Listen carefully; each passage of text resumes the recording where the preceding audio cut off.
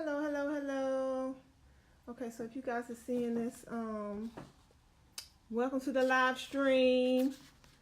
Let's have a conversation. I'm waiting on Hanifah to join me so I can get her up on the stream as well. Hey, Renato. Thank you so much. I appreciate that compliment. We're gonna dig in.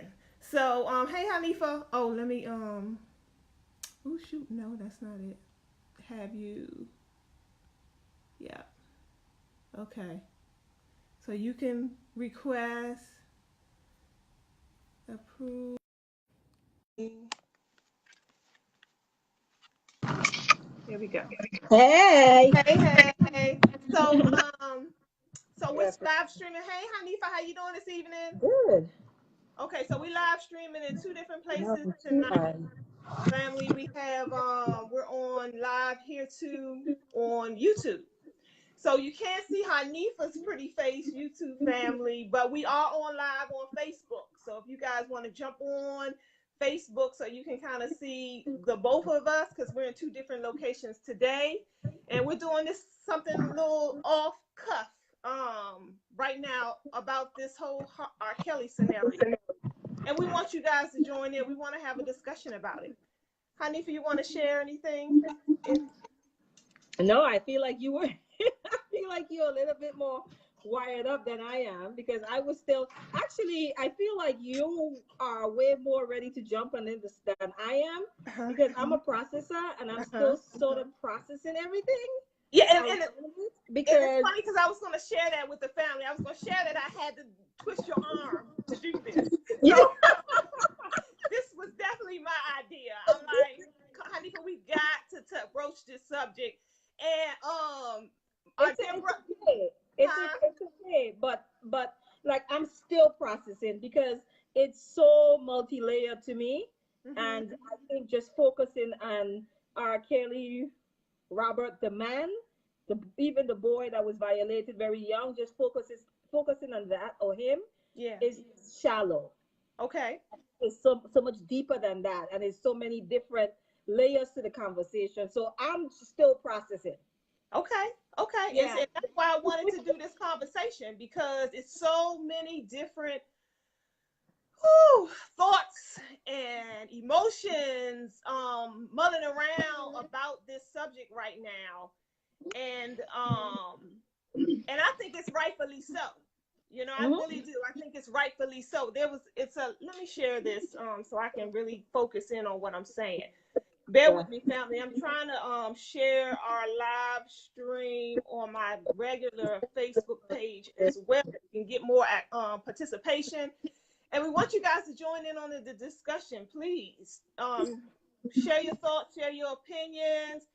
All I ask is to please keep it civil. Family, please keep it civilized. We can have differences of opinion without name calling and bashing each other and trying to destroy each other in the process.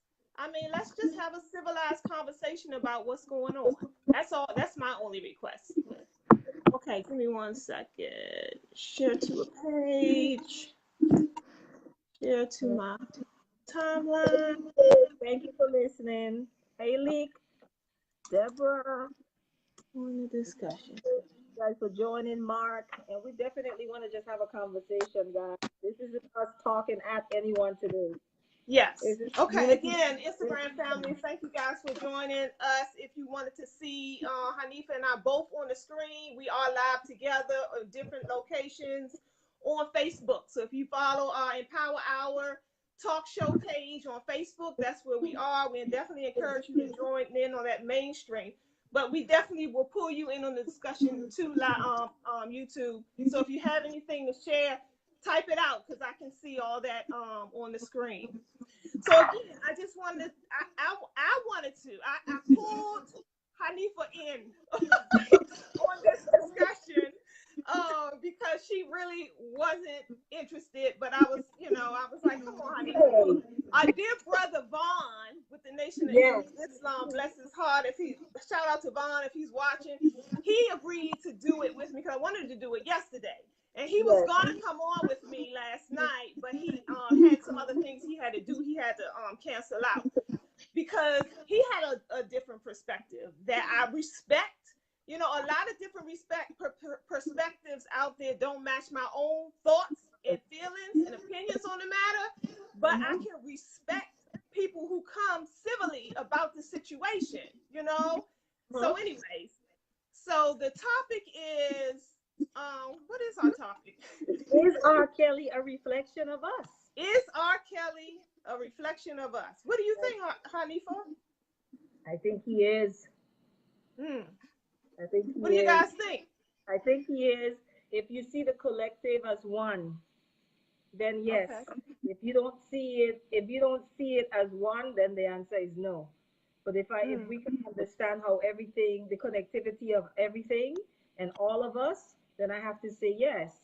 And this isn't a one black person, because we get this a lot, where it's like, because I've seen people talking about this one black person. We take the whole of the black community's judge off of the actions of one black person, right? A lot, and which people say that is unfair. But I feel like this particular topic, is completely different, and I don't even want to just focus on R. Kelly the guy. I want to, but it's like the issue is so much bigger than that, and it has started a lot of conversations around specifically that, and we've seen not just conversations, but we've seen manifestations of people's trauma, right, just coming to the surface, people triggers just surfacing, you know, and in some cases that's a good thing, and in some cases it's a bad thing. So there is a broader conversation to be had around it. So when I say yes, I'm saying yes as far as the issue, it's not the man, the issues that have come out of what he's done.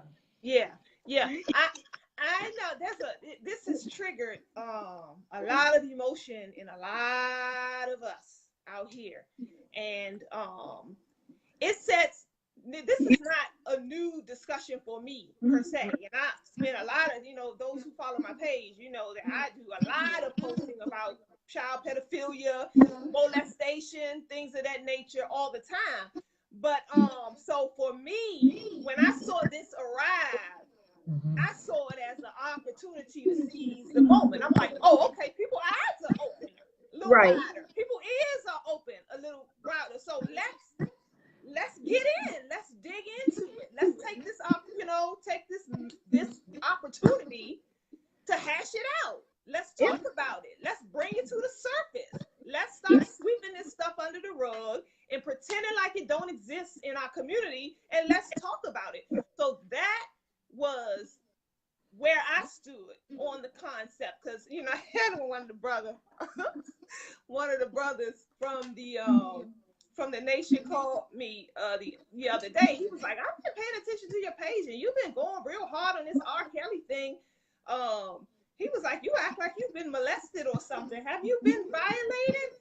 And, you know, and my story is that and like a whole lot of other women out here, a whole lot, but I have been violated, yes, touched by a family member, but I was never penetrated. And I believe within my spirit that there is a huge difference in that, in the outcome of how people's spirits evolve after that.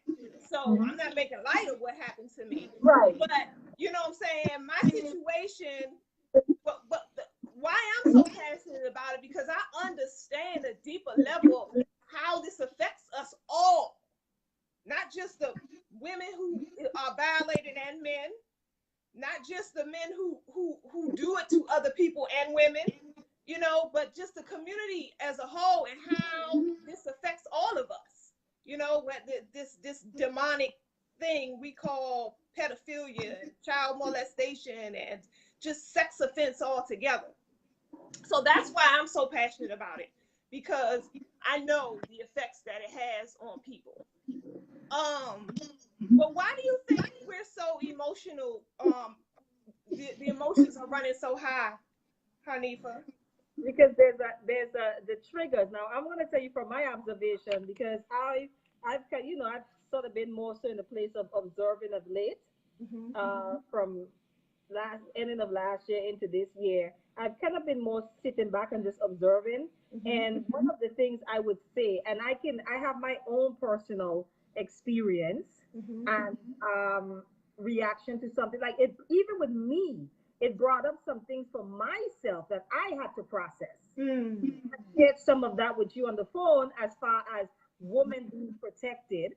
So I had to process some of that. And there's another thing that that's directly related to this that came up, and I had to kind of process that. So one of the things that I'm seeing, a couple of things. One, there are those of us who may have, me being one of them, may have come up in a culture where this has become the norm.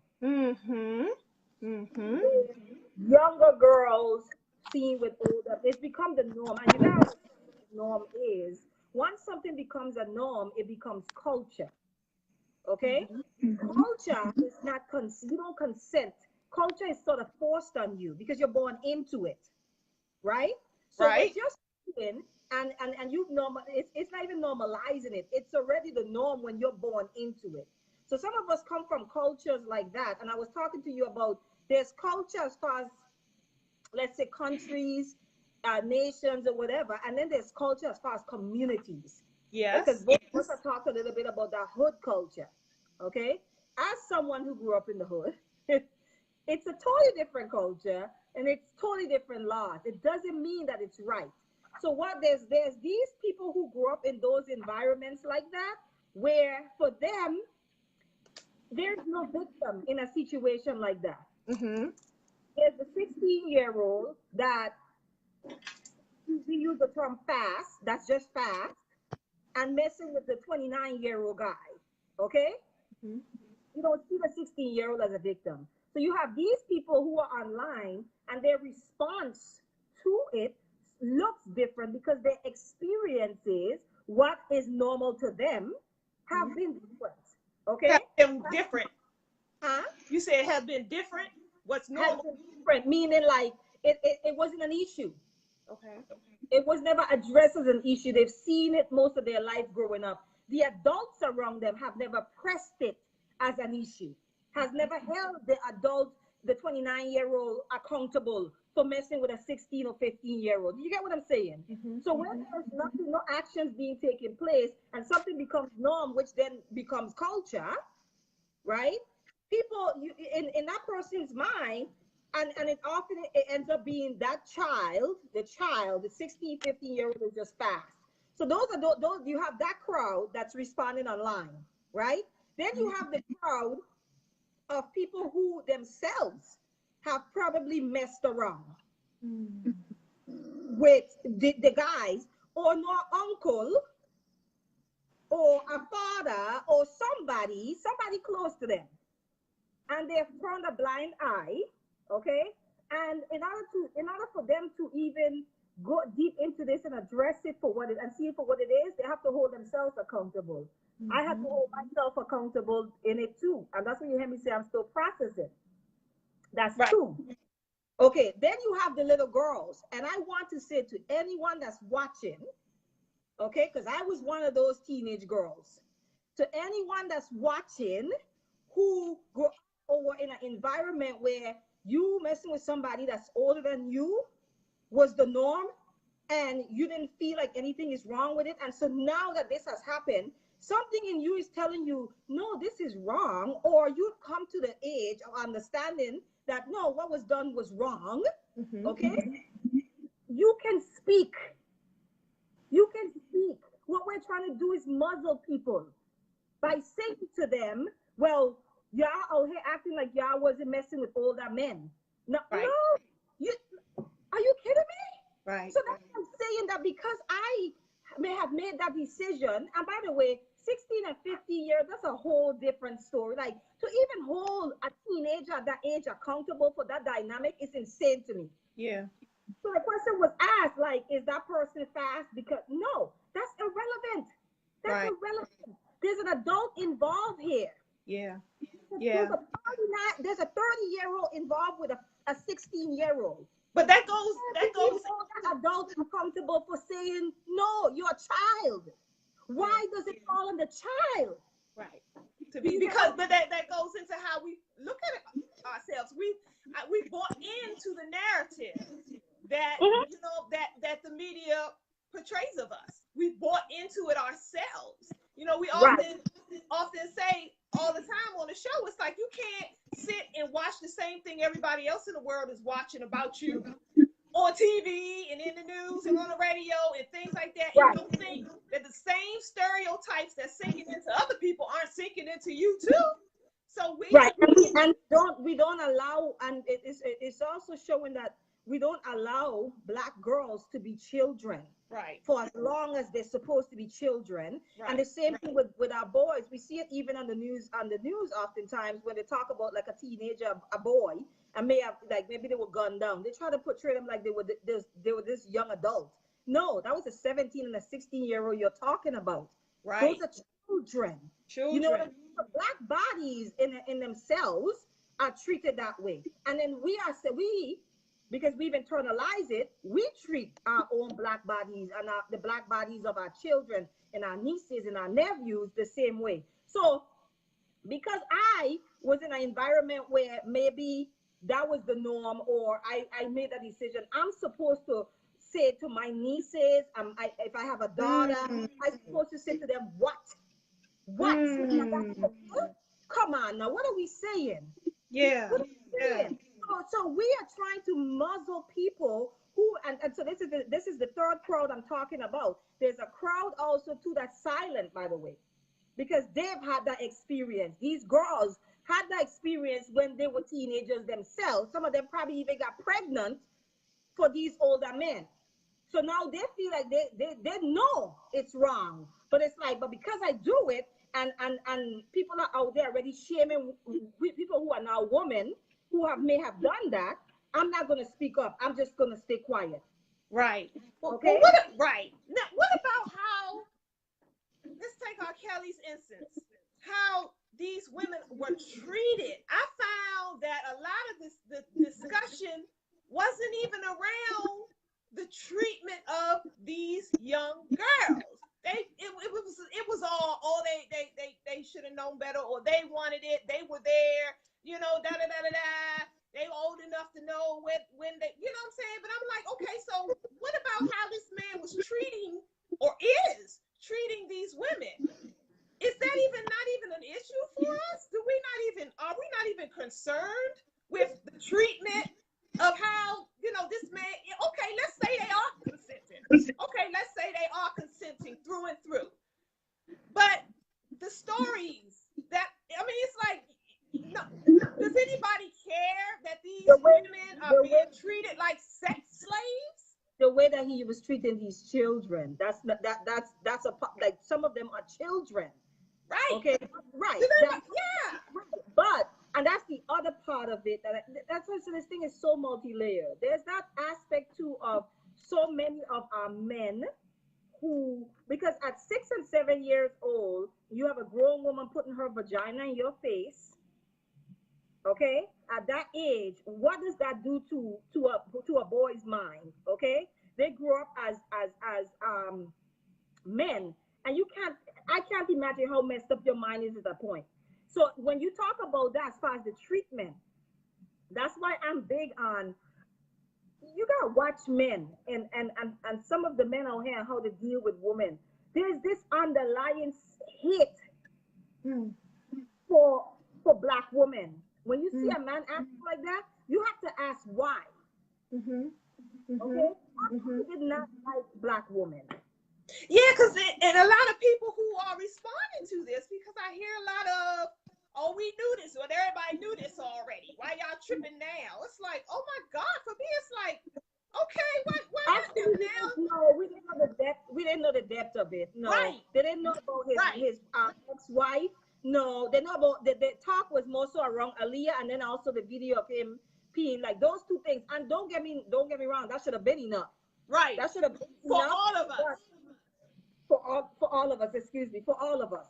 So I agree to a certain extent. But does it matter when we start talking about this? But that's my point. Okay, okay, now the awareness is raised to it's heightened to an extreme level. But now you're like, okay, so well, so what? Okay, now this is where we already know this about R. Kelly. Move on. So I'm like, pause. Well, what about the children? Are you concerned at all that these girls are being treated like slaves? Is that even not an issue for you? It's not even a care in the world for you? Just move on from that? That's the part that is so disheartening for me.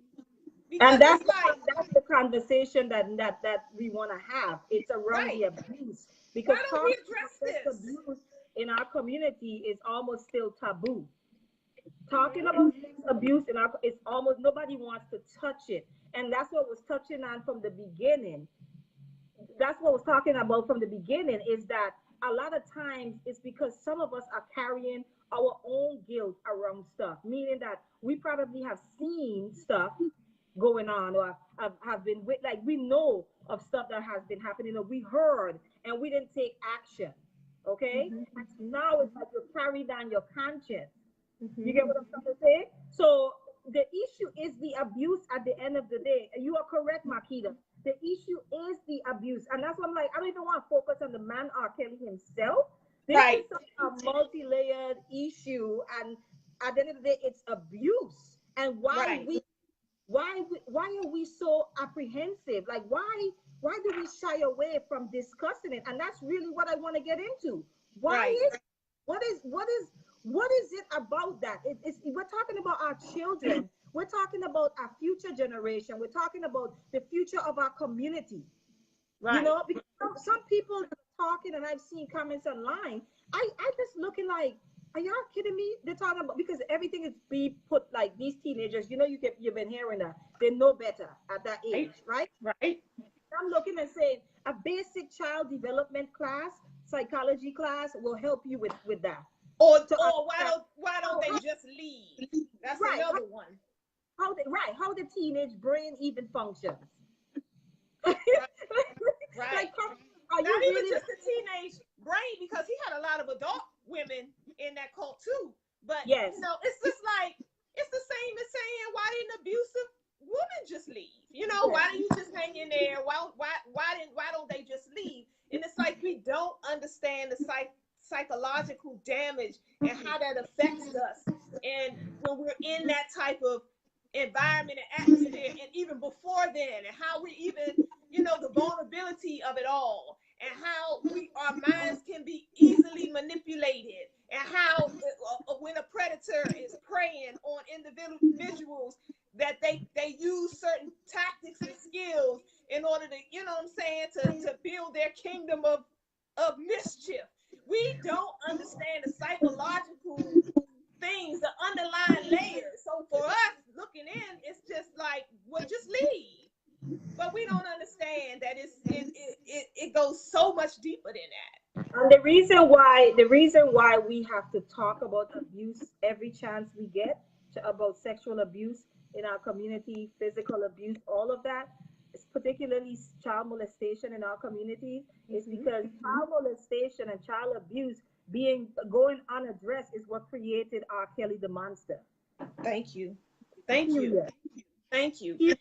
It going unaddressed is what created R. Kelly the monster. And I can guarantee you a whole ton of people around him, men, women, have also been violated themselves when they were young. And that matters, by the way. It's matters. If it happened to you and you never addressed it, and all you've done is suppress it, and we talk about this a lot. A lot of us don't want to talk about it, because then it forces us to have to deal with our own trauma that we've been suppressing. So some people are just not ready, and so they just become avoidance altogether. I don't want to talk about it, don't want to touch it, you know, I don't want to be triggered by it. Yeah. So they have to be talked about. You can't talk about R. Kelly and, you know, him being a monster, and then not want to talk about sexual abuse, because that's what created that.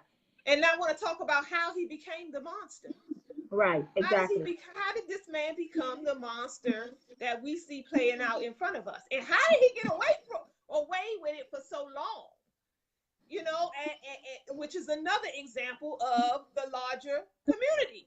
It's like, you know, there's a lot of R. Kelly is just one out of many Yeah. monsters in our society that get away with what they do. And like you said, it becomes culture to the point where people don't see the biggest, what is the big deal?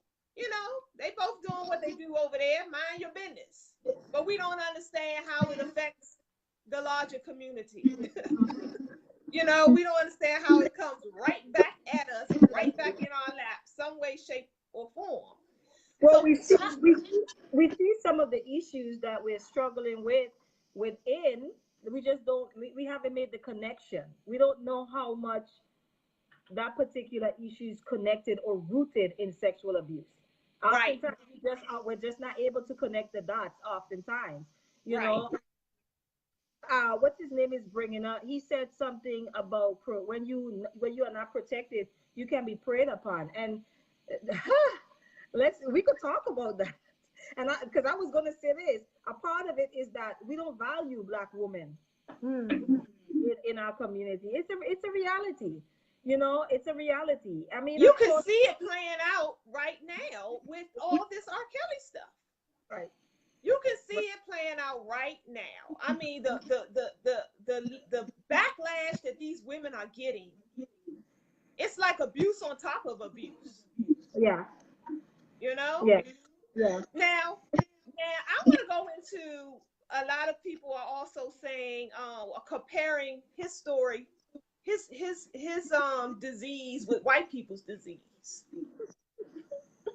Well, when are we going to? Well, when y'all deal with Harvey Weinstein, or when you deal with Elvis, they done dug that man out the grave. When you deal with Elvis, we can deal with R. Kelly. What is your thoughts behind that, Hanifah? My response to that is always the same. The people who you cannot talk about white people being, diabolical in nature, um, they're murderers, and all of these other things that we know through history, yet still use them as your moral compass. It's dumb. It's just Mm. for your standard, Mhm. But we do it. We're doing it in this case, and we're seeing it, but we do it all the time. We're seeing it happens. It's almost like we're saying that we want the same amount of rights to get away with this type of behavior as they do. Why? The Yeah, behavior itself is wrong. or I think a lot of people feel like, okay, this a witch hunt. You know, they feel like, okay, it's a witch hunt against R. Kelly, and they just bringing another Black man down, and they using Lifetime to do it. You And they know, may have Alqamar, they may have a point. yeah. But Oh, I'm not denying that at all. right, and that is not the most important conversation that needs to come out of this. Are y'all My kidding me? my point in that is, okay, let's say it's true. What does that got to do with R. Kelly being a pedophile, and we holding this Black man accountable for what he's doing to our Black young girls? Or all the other pedophiles, What all does the Harvey Weinstein, or whatever his name is, got to do with me holding this Black man accountable so he won't destroy more Black children in our community? Or so we can talk about this, so we can get to the root of this, and so we can fix these, attempt to fix these issues. Why do we, okay, so we're not going to do nothing no. about our own dysfunction because white people have dysfunction too? But right, but to start talking about that, that's a slippery slope, because it's like, okay, when do we get to a point of, as Black people, where it doesn't matter who else is doing it. If it's wrong, you need to be held accountable. Right, We get to that point. right. Why do you have to take away from the conversation by saying, when they do a documentary with Weinstein or whoever else, what is it, Elvis Presley and whoever else, you're taking away from a bigger conversation that needs to be had, that's long overdue. Right. To me, that's a distraction. It is a distraction, and I think it's an excuse to do nothing. To me, that's what I see it as. It's an excuse to do. Okay, so what if these issues with all these white demons never get resolved?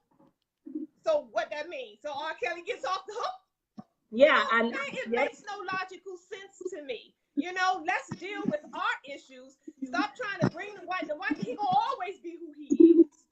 Whether we, you know what I'm saying, he gonna always, and if we keep on looking for justice within their system, we gonna continue to be disappointed over and over and over again. So let's deal with our issues in a way that we know how, so we can fix what we can fix in our community and stop waiting for another people that hate our guts to fix our issues. Well, I'm so frustrated. most of to fix their issues. Well, we're pretty much saying after they get it right, then we're gonna get it right. You know, and I agree with you. It's just an excuse to not do anything. It's an excuse to continue to look the other way. Yeah.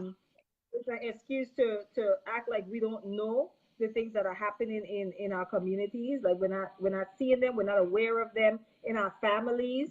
You know, we know that pedophile uncle, but instead of getting him locked up, we just keep our kids from around him. But what about Right. the other kids in the community? You know, you Right. might keep your child away from your uncle, but your uncle have access to all sorts of other kids in the community. You know what I'm saying? So that's what, like, Right. that's in your family. It's like, oh yeah, well, we know Uncle such and such is a freak. He's not a freak. He's a pedophile. He's violating and he's destroying lives. And that's what yeah, and I definitely want to reiterate, I'm not at all in denial about the war we are in this country, and how the black man, woman, and child is under threat. I'm not in denial about any of that. But my point is, why does that have to stop us from addressing the issues that's going on in our community? You know, okay, because we're at war and we're under threat, R. Kelly gets a pass. You know what I'm saying?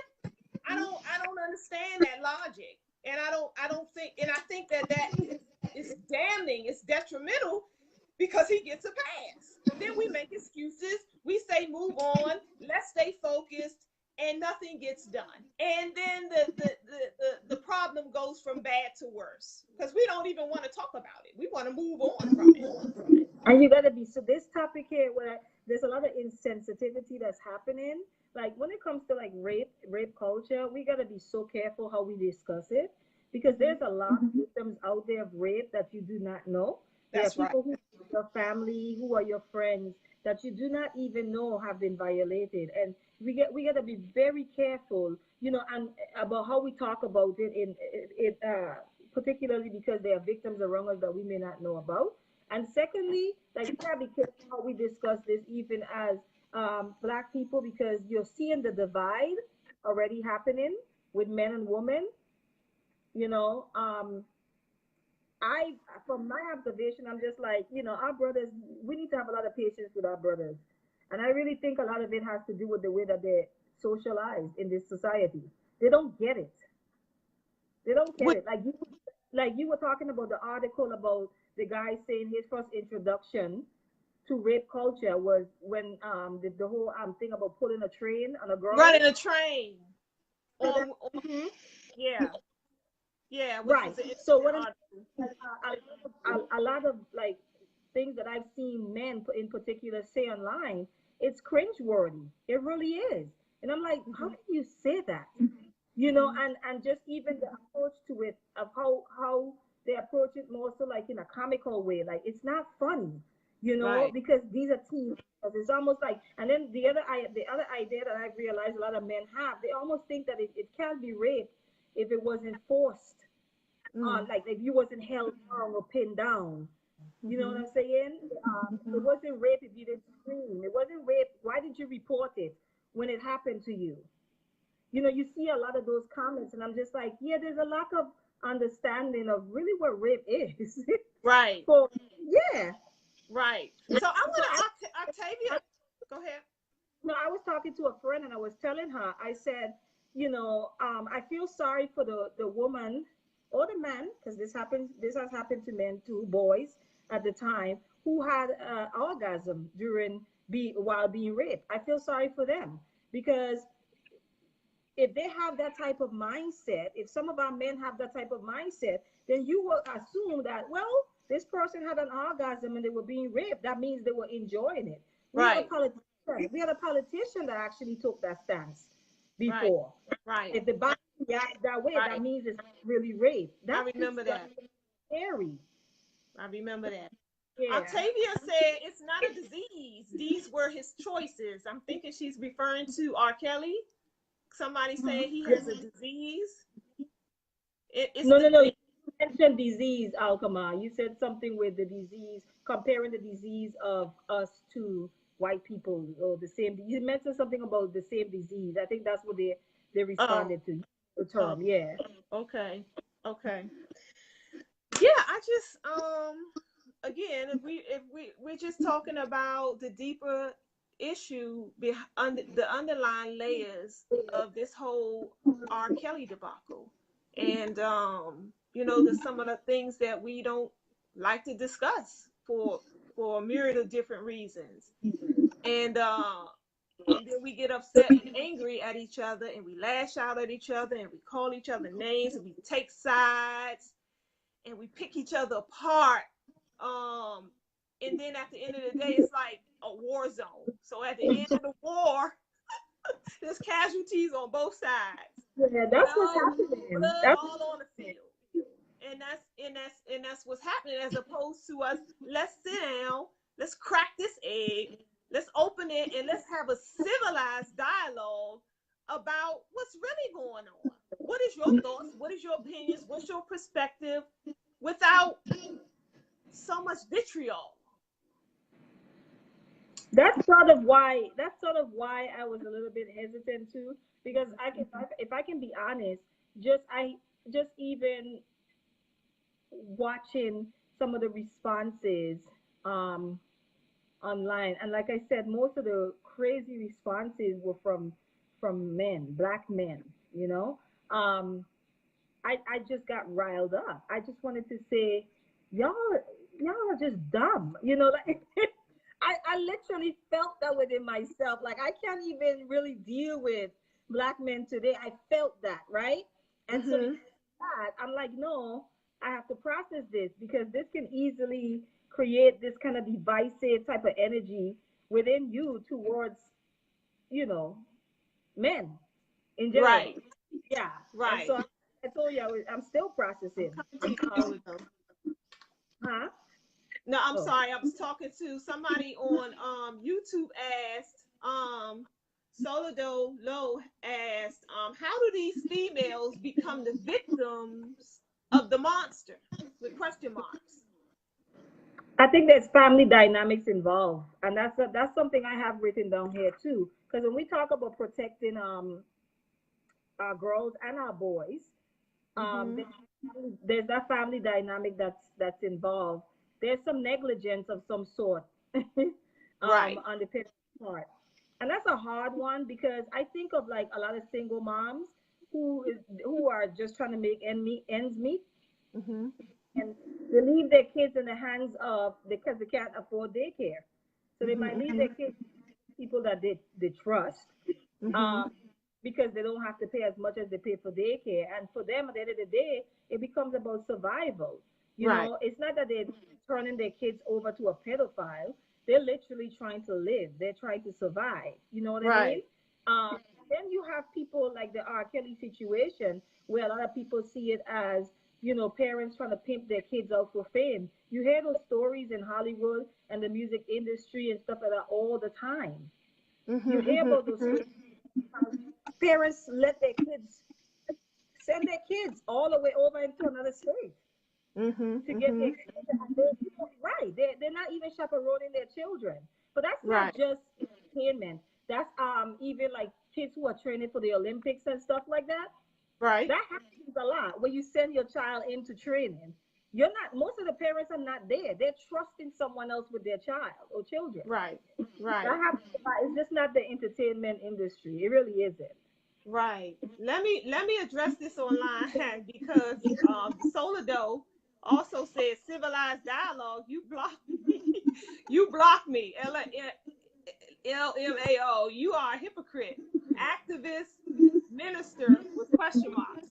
So I don't know who that is, but if I blocked you, and you're not the only one I blocked. So there was a few people that I blocked, and actually I blocked a couple of people people that I'm very well, one person in particular that I see every day at my my place where my shop. But so if I blocked you, that is for one reason only. I can't stand all that excessive profanity, calling out, degrading, derogatory language, calling people all kind of names and things of that nature. If we can't have a civilized discussion, I don't mind the disagreements. I don't mind the disagreements, but when you come in with all that nasty language and you trying to, vitriol, you trying to hurt somebody's feelings all deliberately with your words, as opposed to just having a conversation, you will be blocked. So yeah, if I blocked you, that was the reason why, just so you know. But let's go. I was to respond to Octavia.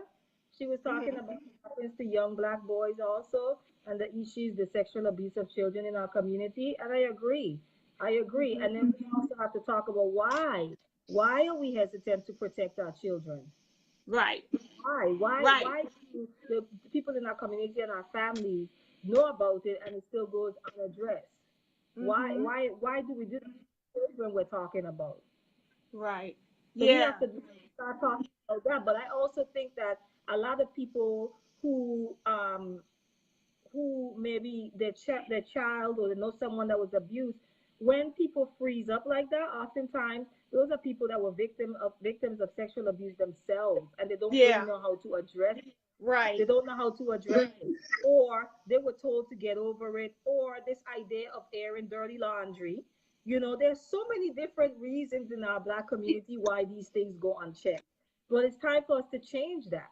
Yeah. Because if we're talking about progressing as a people, that's something that we have to address, and we have to start to make changes.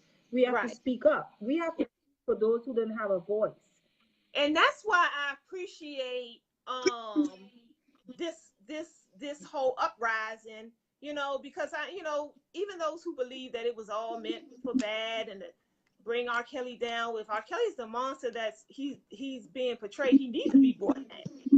But I think that we underestimate the power of these type of phenomenons in throughout time. I guess what I'm trying to say is this discussion needed to be had long time ago. And so if this is what it took to have the discussion, well, so be it.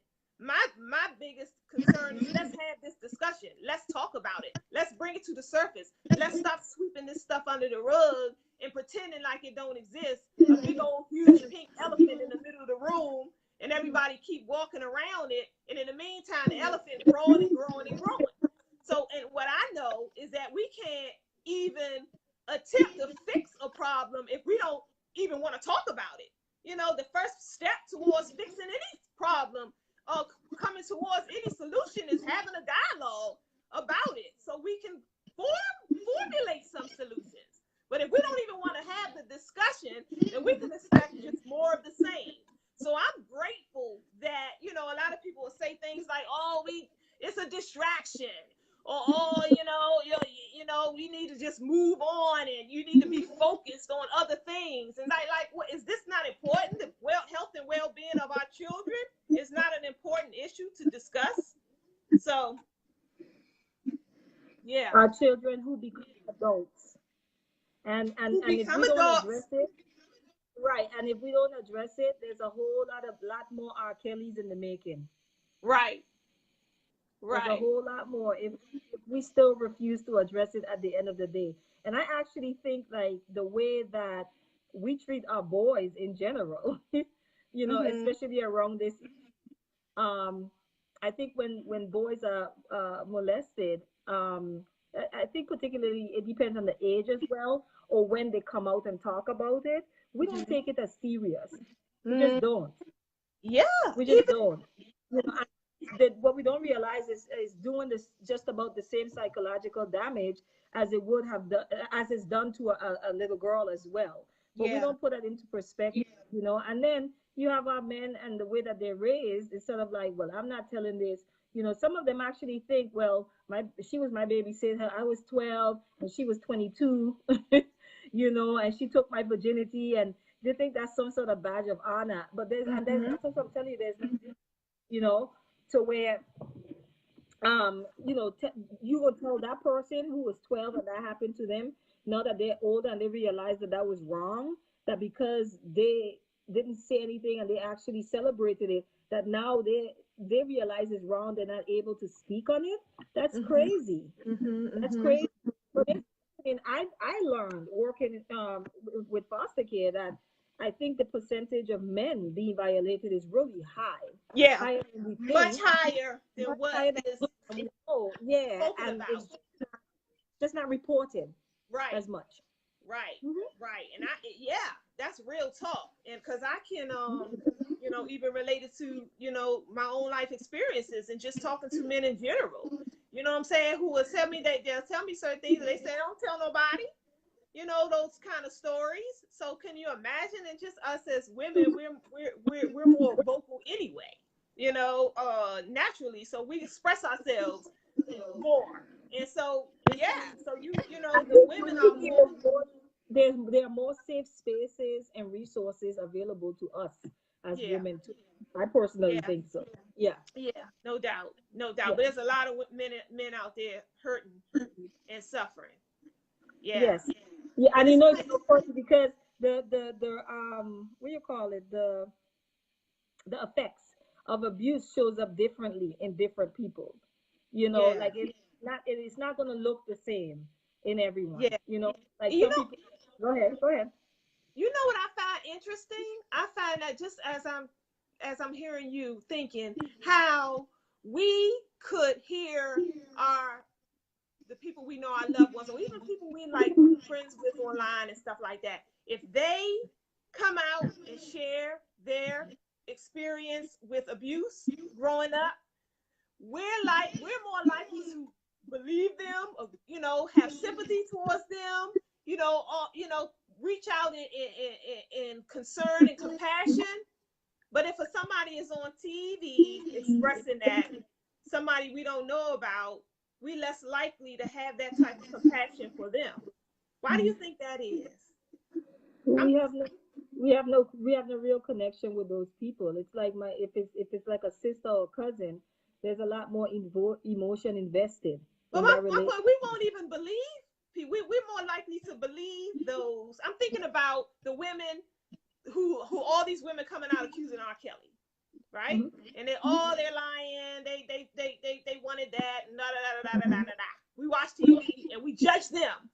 Mhm. But if we go online and somebody on our Facebook stream have shared with us what went on with them in their life and their childhood, it's a whole nother. We take a whole nother approach to them. Oh, I'm sorry that happened to you. Oh my gosh, da da da da da. So, are you following what I'm saying? What? Why do? You, I guess I don't know. Do you really feel that way? I don't. I feel like Yeah, yeah. I'm saying I see it. I see it every day. I actually think that I feel like the people that we know a lot more information about, like for example, that girl who may have been what we would say promiscuous in her Mhm. teenage years, become an adult.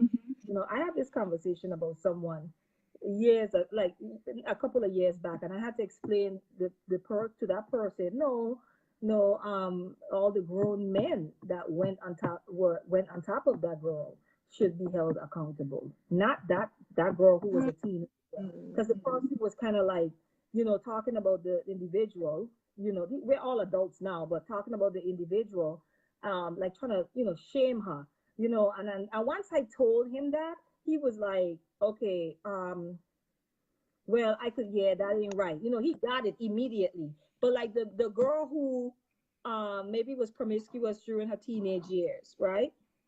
You not realizing that her promiscuity is rooted in her sexual abuse Right. that may have happened earlier in her life, right? Right. So now she comes out as an adult, right? And says, Right. this happened to me when I was between the ages of 5 and 10. It happened to me over a 5 year span, right?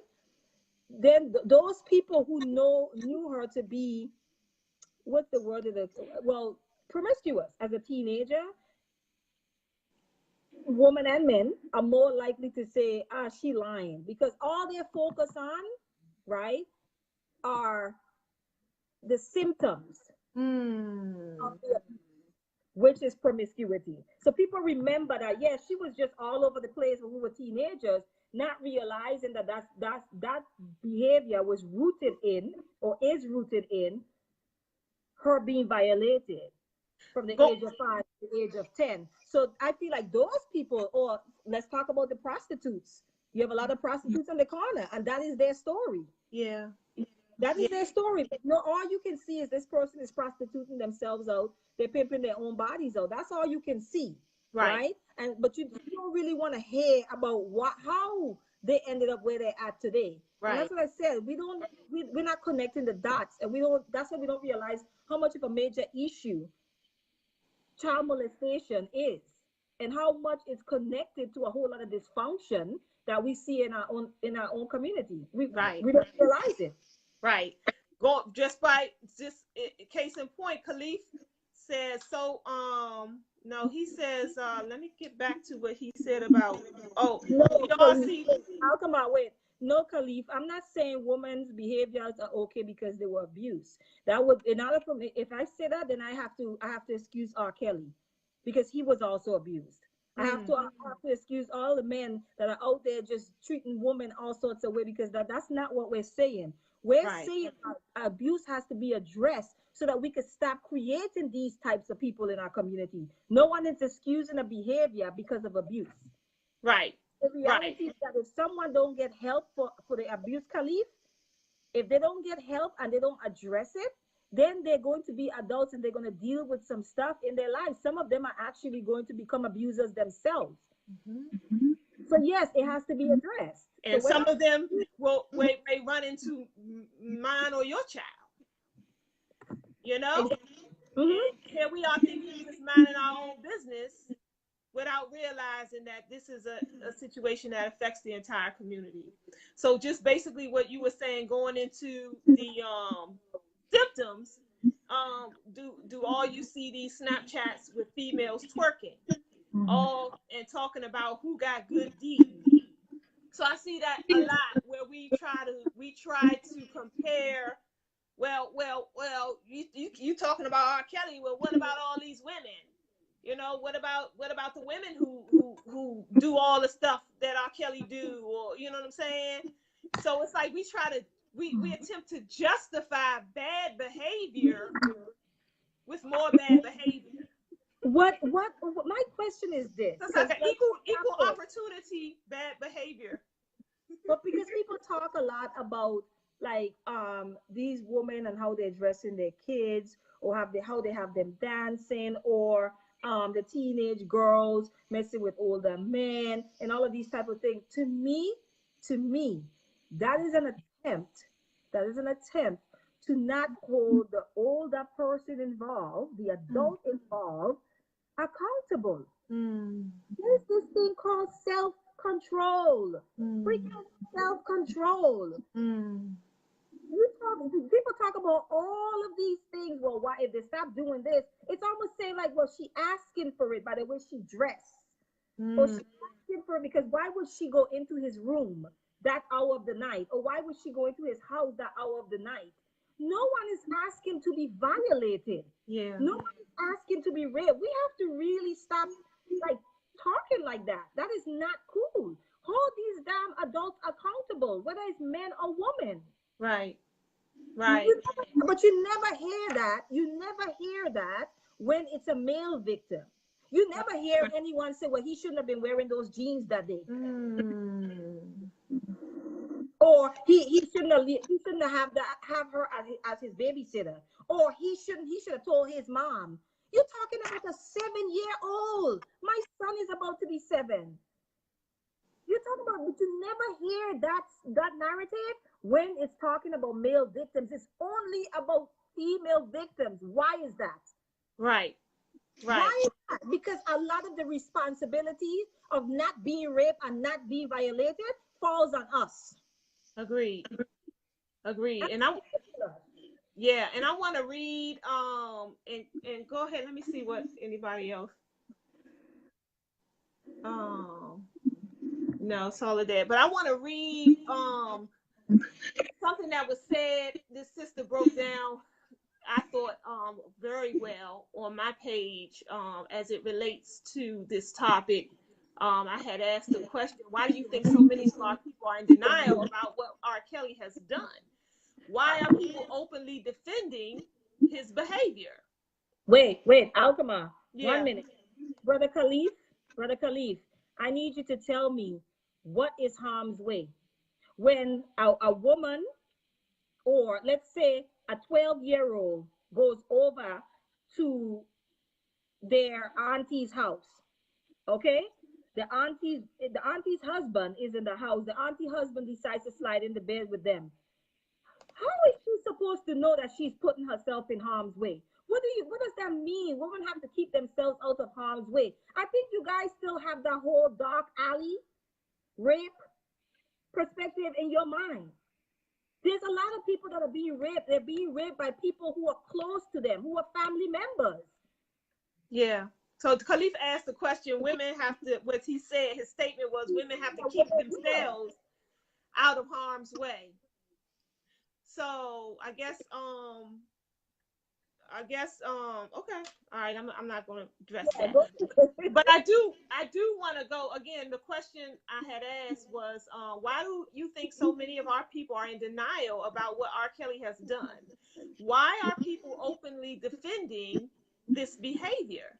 And this one sister, Nai Krinder, she broke it down like this. She says a number of reasons.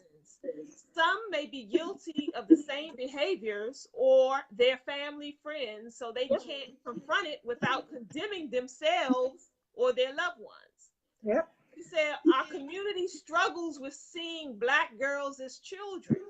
We're sexualized early and then quickly labeled as fast or hot in the pants to excuse adults from feeling bad for having sexual feelings towards us. Some of us cope with our own sexual abuse rate by blaming ourselves, so we quickly victim blame to ease our own pain. That's interesting. She said a lot of Black women see Black girls as competition. Let me get this off my screen. Somebody's trying to. As competition, self-loathing turns to jealousy, hate, because we're taught early to compete for a man's attention. A lot of Black men hold feelings of hatred for their mothers and in turn hate women.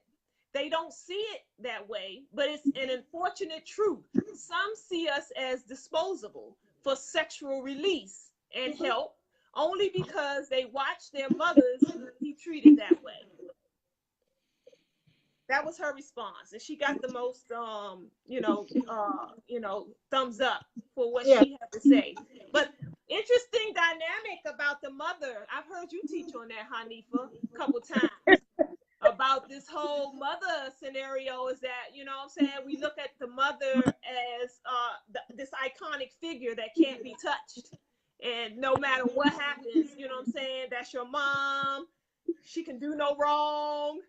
You know what I'm saying? So even if she is extremely dysfunctional, but we hold the mother, the matriarch. Yeah, because the Black community has become matriarchal, for a number of reasons. We know already history, and how we ended up to where we're at. And so the Black mother has become untouchable. I talk about it all the time. It's not a popular thing to say, especially as a Black mother myself. It's not that popular to talk about. You get a lot of silence when you bring that up. You talk about my mama. You don't talk about my mama. I have a mama too that's still very much alive, but I can tell you a number of ways that I think my mom may have dropped the ball, but I think my mom did the best, as all our moms done the best with what they've been given. Right. At the end of the day, you can talk about these things without completely condemning your own parents. You know what I'm saying? And the truth be told, if you sit and talk with your parents, this is some of the stuff that they'll probably tell you that they regretted, or they wish they had done this differently. But again, the reason why we can't talk about it is because the black mom it's hands off the black mom. You know, she's on this throne, she is untouchable, she is infallible at the end of the day. You know what I mean? Mm-hmm. And that's rooted in a whole lot of different things. And so there's a lot of abuse that happens that comes from the hands of black mothers. That's right. Is physical abuse, verbal abuse, there's neglect, there is failure to allow children to be around their fathers. That's a form of abuse.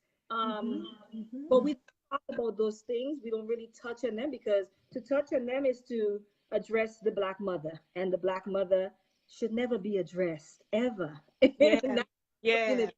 and I take issue with it, because I've met enough men who have issues around their mothers, but they will never say it. But it still comes out in the way that they Yeah. deal with other black women. It comes out one way or the other. It does. They It will does. never they will never say this is it. And then some of them, you could date a guy and sit in the presence of their mom, and you could just listen and watch and know that they were abusive. Mm. They are still trying to be abusive and control their lives as adults. You could watch Mm. just the interaction, the dynamics, all of that. You know, Yeah. we talk about trifling fathers all the time, but we don't never Right. touch these trifling mothers. That's good talk. And I that's a agree. real thing. You know what I mean? I agree. It's like hands off These limits. mothers, these mothers whose boyfriends and stuff are violating their children, and I wanted to get in that. they I refuse to want. put them out I of brought the house. that up. That was They, where I was going. they refuse to put them out of their house because their needs come first. You Mm. know, they've chosen a few bills getting paid over the safety of their own children. We don't talk about that. We don't talk about some of these adult aunties and mothers that are pimping kids out on the low. My mom just gave me a story the other day, and I was just like, wow, really? Mm. No, just Mm. conversation. And I was just like, wow, that really happened. You know, adult women are out here pimping young girls out. It's Yeah. happening. We It's saw that slow, but in it's the R. happening. Kelly story. We saw that in it. If you were paying close attention, you would see that, in that whole story, there was a couple of scenarios that they described where, I mean, they didn't go in on the subject matter directly, but if you listen to the stories and listen to all the parties involved tell it, you will see where there were parents that were literally pimping their children out to R. Kelly. That's Yeah, real. yeah. That was real. And these are and you hear stories of kids being pimped out. It's often connected with the parent being on drugs. I hear a lot of stories where mothers were on drugs and they pimp their own children out. You'll be Mm-hmm. surprised. It's like a real thing. Mm-hmm. You hear that, but you always connect it back to the fact that they want drugs. But you're talking about people who they're not on drugs. You know, maybe there's some mental health stuff going on. That's a Mm-hmm. whole other story too. I mean, a whole other topic. But because there's a lot of mental health stuff going on in our community, and we don't want to touch it, but it's also affecting our progress as a people as well, because we refuse to touch that as well. But we don't talk about the parents who are not on drugs, who are just out taking their kids out because they're trying to get an extra buck, or they're trying to get their child they're trying to get fame or live vicariously their own children. Mm-hmm. You Mm-hmm. know, Mm-hmm. this is what they do. Some of them were pimped out by their parents, and so Yep. they see no wrong in it. A lot of this stuff is really cyclical stuff. It's really generational stuff.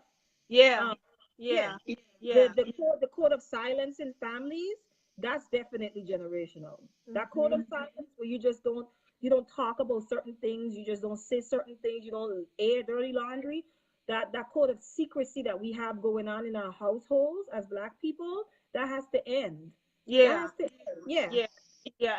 And Especially around this whole pedophilia, child yeah. molestation scenario, especially because it's like um it's no good even attempt to heal. So even for those who need healing around it, you know what I'm saying? When you're not speaking about it, you're all that you're holding in, you're harboring within. So it's like when I talked to a cousin of mine who's very vocal, and she actually shared online her experience about a family member in my own family, you know, that violated her. He's no longer, he's dead now, but violated her, and she shared it publicly. She even shared his name. And I was grateful to her for doing that. You know, I thanked her profusely. And what she told me was, she said, I feel like some heavy bricks have been taken off my shoulders just to be able to get it out there. You know what I'm saying? Out there, that is a form of healing. And so if we continue to hush, don't tell nobody, this is a family secret, or all that stuff is hurting us, it's killing us, because we're not able to heal properly, because we're not even expressing it. It's very rare where there's like a family member that's like not your dad or your mother or something. It's very rare that you're the only victim. That's very rare. Oh yeah, no doubt. Usually other girls No in your family or boys who have also been violated. You know, before I know of families of a father molesting all four of his sons. You know what I'm saying? All four. You know, and if they're not talking to each other, most of the times people don't even find out these things until they're adults. And then they share the stories, and then the person is like, "Oh, you too? I thought that was the only one." And so they will carry. So her calling his name is helpful in that sense, in saying somebody else in your family, he may have done some stuff too, and they're like, "Oh, I felt like," because you could feel alone when things like that, like happen to you. So it's important that it be addressed, and that's why we have to address it, and we have to hold these people accountable. If that means jail time, or you know, so be it. Right. And it helps stop them from having more victims. It helps stop them, because now it's before they are dead and gone. You know what I'm saying? When it happens, you know, because now you're putting other people on alert. You know, this person, his name, her name is such and such, and she has molested me or my child or whomever.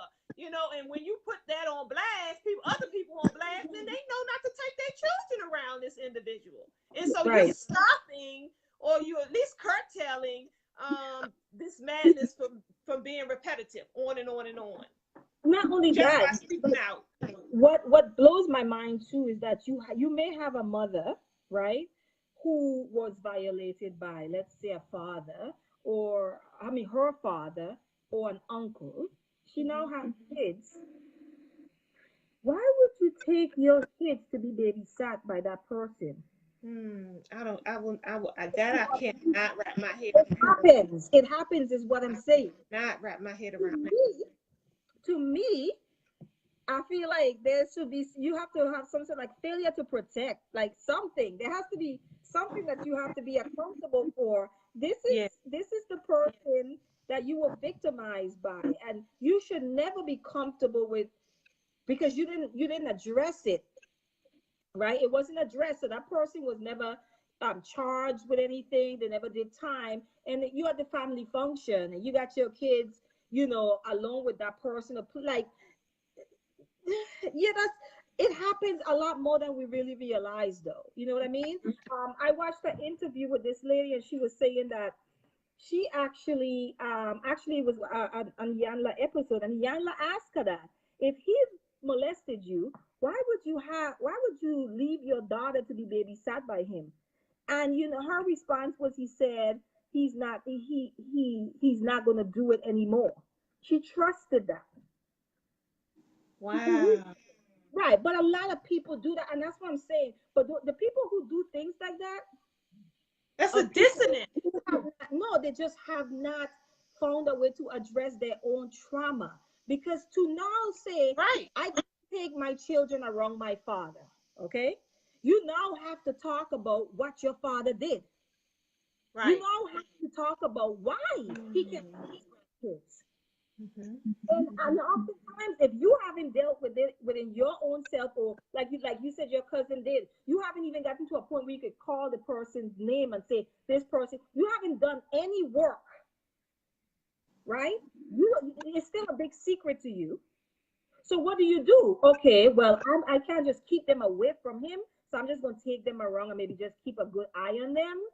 Because if you keep them away, it's sort of like, why are you keeping me away from my grandfather, or why you don't take the kids by their grandfather? You now have to face your own stuff. Yeah, because this is the type of person I know him to be. He molested me, and I'm afraid that he'll do the same thing to my kids. But you see it over and over, or people who just know family members and they still have their kids over there. If I know that your husband, I have an aunt and she's married to this man, and we know that he's a pedophile, and he just haven't been brought up, and no one pressed charges, but we know in the family. Okay, Right. I don't think how many slumber parties Aunt Marlene has. My kids will not be there.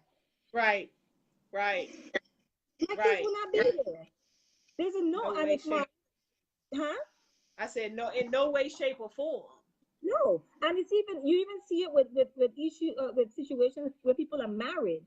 Where it's like, okay, this person did this, and they continue to stay married to that individual. No Mm-hmm. charges are made. They just decide to separate themselves from the rest of the family, and because they got the individuals back. But the person is a pedophile, and you still continue to make children with that person. That's scary, but it happens more often than we know. I'm Yeah. telling you, yeah.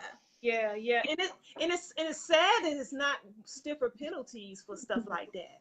You know what I'm saying? You find if it comes out, usually the child is taken away from its parents or something like that. But you know what I'm saying?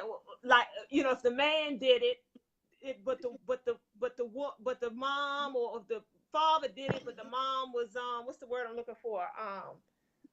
She not okay with it, but you know what I'm saying? She was aware of it. she was aware of it, and it comes out, and authorities will probably take that child away or whatever, probably do something to put the man in jail, but the woman, there's no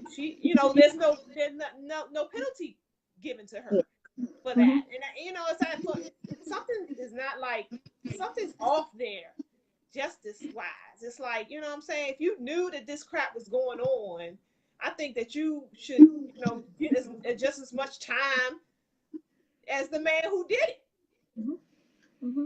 And then with this whole R. Kelly thing, like I said, you can't talk about it and leave out the responsibility of the family, and then you also can't leave out the responsibility of the community. You Right. know, a lot of Implicit. people That's the that word. were around. There's a lot of people that were around him that knew that this was going on. They knew it was wrong, but no one stepped up. No one addressed it. That's my And point. Very yeah, complicit. Very complicit. So you sitting there watching it all go down. mhm. You have the power vested in you to stop this and to fix this situation. Yet you do nothing. You allow it to carry on, and your excuse is that's none of my business. I think that there's something unjust about that. There's just Yeah. something that's not quite right about that. You And know? a lot of people, it's sort of like, as long as it doesn't happen to my child, then it's not my business, but it is your business. Mm-hmm. Because you'll be surprised how many molestations happen with children on children. A Yes. lot. A lot. Yes. The You one could we don't discuss. Yeah, you could be talking about like a 14-year-old messing around. I mean, violating a 5-year-old, Mm-hmm. because that 14-year-old was violated. There's a lot more of that happening That's right. than yeah, than we really know. We focus a lot on grown men violating young girls. We don't focus enough on these grown women violating our little boys, and we I agree. definitely don't talk about child on child molestation at I all. agree. We don't I even talk agree. about that. And that's a big one. Yeah, yeah, and that's again going back to the R. Kelly stuff, because they were like a case study of how it all goes down. His younger brother, who was about 5 at the time, and he's 5 years younger than R. Kelly, because R. Kelly was about 10 at the time, and he tells the story. He said out his own mouth that their older sister, who was about 16 or 18, I'm one of them two, at that time, was raping them. Was raping. He was 5 years old, and he said he knew, he didn't actually see it go down with R. Kelly, but he said he knew that she was doing him the same way, because Yeah. it it was like a take turn scenario. She would make him go outside and play sometimes. Yeah, R. Kelly was on punishment. And sometimes R. Kelly was able to go outside and play, and he was on punishment. And the things that went down when she made them stay on punishment. But she was raping them little boys. Their sister, their biological sister. Again, going back to your point. You know, we look at it, don't realize that a lot of these teenagers who've been violated, because then you got to ask the question, who violated her? Because of course, that she was violated to even, be doing all that kind of stuff. So, and it's a cyclical thing. It's a cyclical thing. And that's what I'm saying. That's why it has to be addressed, because at the end of the day, somebody created her. Somebody brought her to the point that she was at to violate her own brothers, who she should have been protecting. Right. And then they, he in turn, because from what I understand, the brother's way of thinking is not the best way of thinking either. R. Kelly's brother. And then, then we're talking about R. Kelly himself, but that, again, that's generational, because somewhere along the way, someone decided that this didn't need to be addressed. It needed to be swept under the rug, and just keep moving. It happened, move on. But that's not the way trauma works. Right. Yeah, that's not the way trauma works. So something happened to her, more than likely. And you could even go farther back to whoever, then you have to say whoever violated her, somebody probably violated them. I mean, it's just, yeah, it just keeps going. It. So how this huge issue, how do we get to the root of solving this issue, you think? Well, is there a cure for pedophilia? I don't know. No, I don't know. Yeah. I don't know that a lot of times the first emotion is, for most people, is to castrate them if it's a man. Yeah. I'm not sure what they say about the woman, though. It's not much talk about the pedophiles in our community. We talk a lot about the men. So there's the castration, there's the slaughter them, kill them. That's usually what people jump to. Can they be rehabilitated? I don't know. Maybe they can, because I think a lot of times pedophiles have their own trauma. It's not an excuse for what they do, but I think sometimes they have their own abuse that hasn't been, they themselves weren't protected. Right. And it just has been, not dealt with. So I don't know. Nikki say no. Nikki straight up was like, nah. No. So then what is the current solution? I think, we can, I think the current solution is what we're doing, raising awareness, protecting our children more. I mean, is that going to solve and stamp out, you know what I'm saying, the problem entirely? Absolutely not. It ain't even just protecting our children, it's educating ourselves and educating our community. Because when you look at the conversations around rape culture in our communities, it's like there's a lot of ignorance, and I don't think it's deliberate. I just think that people really just don't know. People really just don't understand. So I think education is a big part of it. Yes, educate our children, but our entire community need to continue these conversations. Okay. And another thing is people being honest about their own trauma, because you cannot protect someone else if you haven't dealt with your own stuff, because you are going to feel like, well, I have to deal with it, I got over it, so that person is going to be okay. I need our men to take a stronger stand. I really do. Right. I mean, I'm just how we used to talk. I told you this before. I couldn't not relate, but I told you this on the phone. I couldn't I never would get into the conversations of when Black women would say they don't feel protected by Black men. Right? I used to stay away from that conversation, because I would say, I'm not around men that I don't feel, if something is too young, I'm not gonna be, but I was thinking from an adult perspective, and then when I was talking to you on the phone, and I was like, wow, this thing brought to the surface a whole lot of stuff, because I'm just like, when I started to go back in my childhood, I could easily take that stance. Where Which I could is say, what huh? stance? What stance? Black women are the least protected. Okay. You know As what I mean? a I could child looking easily out in take the that world. stance. Huh? As a child looking out in the world. Yeah, as a child looking out in the world, just from the things that I've witnessed and I've experienced myself, I could easily so then it made me have a better understanding of where a lot of women are coming from when they say that. When they say that, because we were talking about the girl at the McDonald's, the video that went viral, we were talking about that as far as protection, and it made me really think like, no, that I mean, the way I grew up, men weren't really rushing to protect women. Not really. And I'm looking at that as a child, so I can't imagine, when women say, because I feel like a lot of black women will be quick to say, no, they don't, we're not protected, and I often be like, well, y'all didn't need to think about that, huh? They just feel that way, and then it helped me to put when these things came to the surface, and I start to process them. I'm like, it gave me a better understanding of oftentimes where women are coming from when they say that, because it's a real thing, and you don't want to minimize anyone else's experience by telling Right. them that, oh, it's not true, that's the men that you are wrong. Well, here's the thing: you're talking to a 45-year-old woman who's been on this earth 45 years, and her entire years 45 years on this earth, she's telling you that she have not seen where black men are protecting us. How do you that? Right, right. And I think that I think that's another uh topic that needs a larger dialogue around this whole Yeah, protection thing. we're supposed to talk about that Wednesday.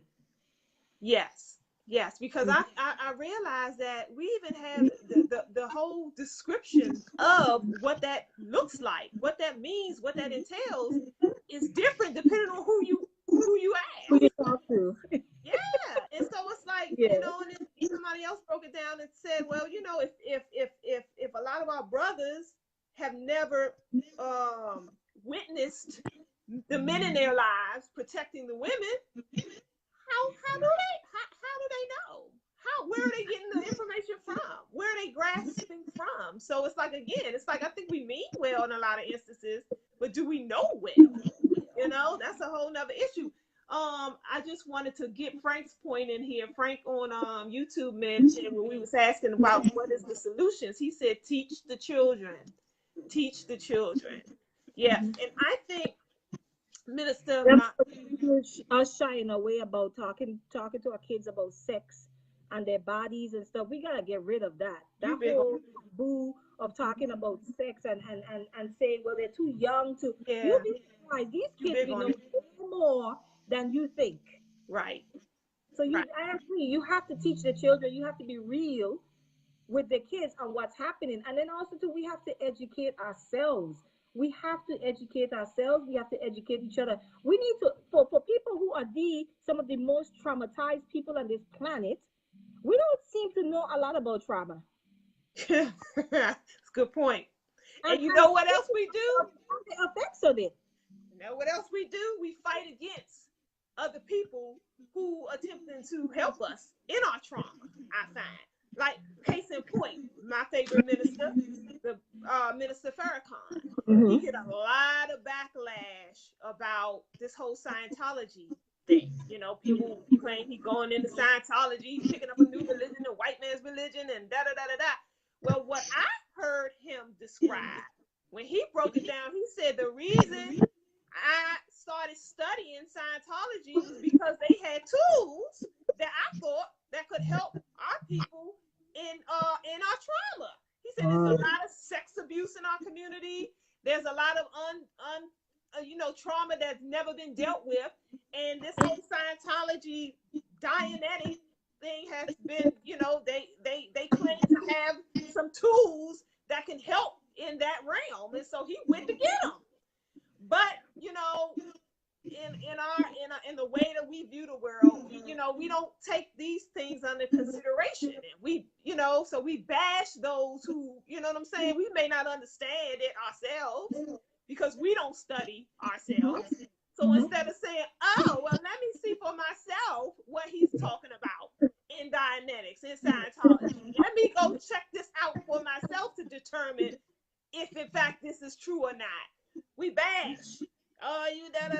Well, how do you know this can't be the thing that we really need to help get us back to a better place? We that like I said, we have to stop. We have to teach our children, right? We have to educate ourselves. We need to start encouraging each other to get help.